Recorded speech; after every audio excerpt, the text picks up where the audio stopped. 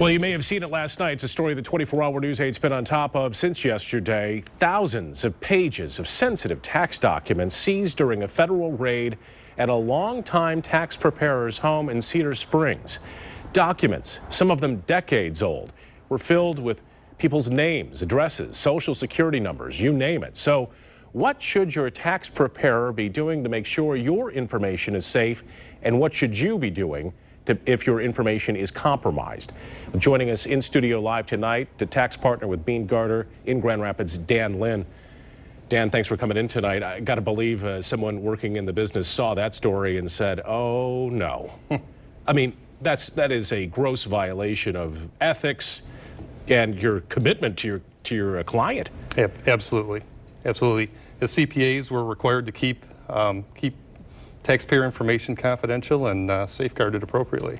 What should a good tax preparer be doing along those lines? You were just talking off camera about what your outfit does in those kind of instances. This stuff should have been shredded long ago. Well, what a good tax preparer is, first off, it starts with physical security of the documents. So documents should be safeguarded. They should be kept in secure file rooms or secure file cabinets.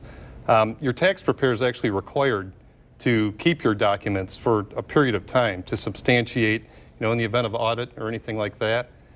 And one of the things these days, more and more information is transmitted electronically.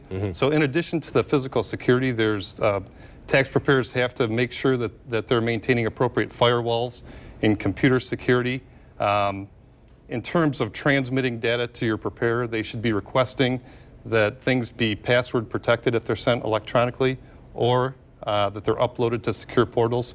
Those are some basic measures that they should be taking. So clients should know too that there will be copies of your tax returns that will be in another location, not necessarily under your own physical control, but they should have assurances that that stuff is encrypted and won't be able to be That's right. That's right. The good preparers are going to do that, and the preparer is actually required to keep a copy, whether it be electronic or a paper copy of your tax return.